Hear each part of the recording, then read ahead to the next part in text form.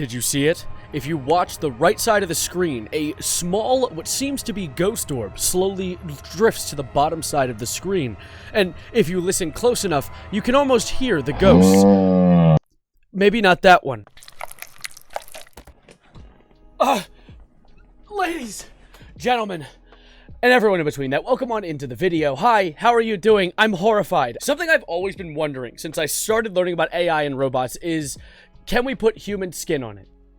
Don't you guys feel the same? Well, today you can slap my ass and call me Santa because I'm making it a reality. They're putting human skin on robots. Why? Why? What are they doing this for? I mean, I guess we're gonna talk about what they're doing it for in today's video, but also, like, stop. Like, I like technology. I like advancements. I can take a picture of my cat with my phone, and it'll tell me what breed my cat is if I didn't already know. But maybe turning robots into man-made horrors beyond our comprehension is a bad idea. I don't know, though. I'm just a normal guy trying to live to the age of 50. Help me. See, I see this tweet go viral literally every single year since it was posted in 2015. An article from The Sun talking about how we're going to be getting hot diggity dog with some robots in the next 10 years. And of course, with the date being October 1st, 2015, I'm left to believe that by October 1st, 2025, there's going to be a robot in my bedroom. But see, with people posting that every single year, and it mostly being satire, it's kind of horrifying seeing that reality become even more believable with different updates, like how ChatGPT, you know, the guys with that robot where you like plug your homework in and it comes back with all the wrong answers and you fail the homework for the day, which is definitely not a personal experience I've ever had in my life. They're giving them bodies. They want them to walk around and talk and become even more intelligent. You know, kind of like how a human is. But of course, if I were to add on to this equation and build farther into this, did you know that they also recently made lab-grown skin? That's cool. For humans and turtles alike. Which, honestly, I'm not gonna lie, lab-grown skin could be huge for, like, medicine. Like, oh, you got a serious burn? Oh, you got crispy fried? Well, slap on a little human skin palette, you're fine. You won't look like goddamn Deadpool. But the other issue is, when things that aren't humans and or turtles, which is an oddly specific duo to be able to benefit from this skin growth, decide to start hopping in on it. More specifically, robots with human faces. Oh my god, that's horrifying. Why do they look like that? I guess, honestly, to be honest, before I go farther into this, the reason that I think that these are horrifying to look at, like that looks like the goddamn, the coin eating machine. You know that coin eating machine that like Jay Schlatt had in a video? It looks like that. The reason that stuff's so horrifying to me is because of the uncanny valley. How it's like, if it weren't that human looking, I wouldn't care.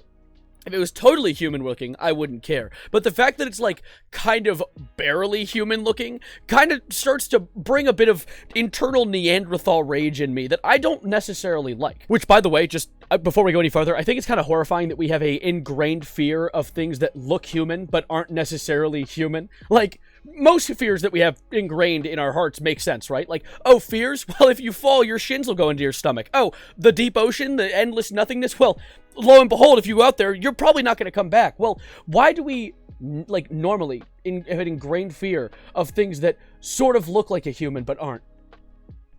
What the fuck's happening out there in the woods, guys? I don't know, but you know, I do what's happening in the labs, which is humans that are robots.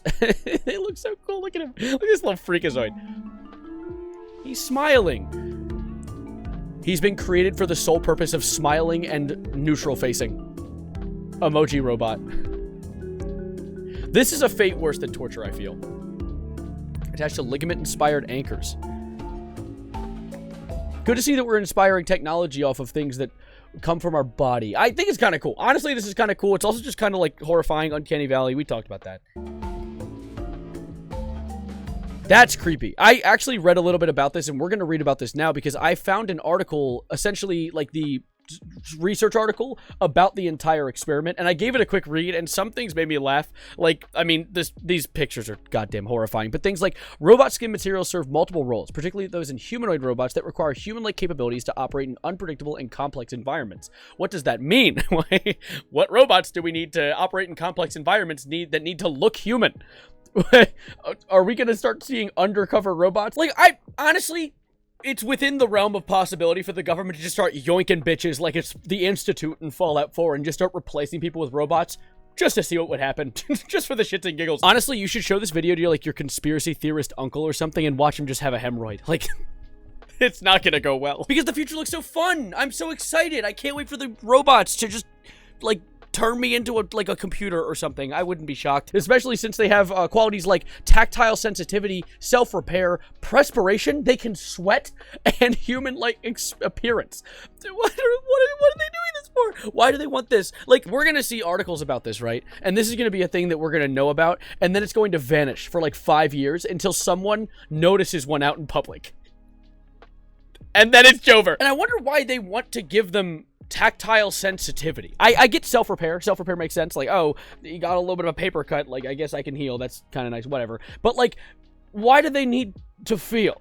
I know the debate with robots and consciousness is like, oh, they can think. Like, he's able to have brain things, so clearly he's a conscious being, right? I don't even want to debate about that. Why are we giving them the ability to feel? What do they need to be feeling? I do find it quite interesting, the struggles they've had with doing this so far, because of the fact that skin just doesn't stick to things that aren't, you know, a live body. And so they've actually done things like create anchors that the skin would kind of grab onto. We saw that in this video, this thing where it's like kind of pulling away. It's clearly something where the skin is deep rooted into the robot, like it has muscles. Oh my god. I liked it better when robots' worst enemy was a broomstick and not the possibility of consciousness and the knowledge of life and death. Because I liked it better when robots were just like, I could just... It's a wireless robot. I don't want to hear you talk. I want to hear you hit robots with... Yeah, look at this. Like, all of this bullying that we did to the robots, while it is hilarious, is going to come back in our ass. Actually, that thing is not conscious. However, I have a feeling that AI are probably going to see the videos like this in the past and be like, okay, yeah, no, those guys, they're going in the eternal torture machine of infinity. And they're never coming out. And of course, bringing things back to the whole consciousness and brain stuff, because we have that fun little computer in our head that makes us kind of unique from AI. We do a lot of really interesting things with it, like bang rocks together and watch TikTok all day. But they've also recently developed something for the robots too. For the synthetic bunch in the group, the people watching that are considered not alive, now you can with the new brain organoid biochip that displayed serious voice recognition and math skills. So we already know it has the processing power of, at bare minimum, a goldfish, which, to be fair, is more than what we can say for a lot of people. But still, it's kind of horrifying to think that it's on a robot now. And this emulated noggin meatball is honestly kind of impressive. I looked into it just by reading through the article that I had right in front of me a minute ago, and I've learned things like how it runs on 12 watts of power, which, to compare to a computer's 175 watts, this bitch is essentially running on a AA battery, which, to my surprise, when I looked up how much a human brain approximately runs on, it's about 12 to 25. So it's good to know that the,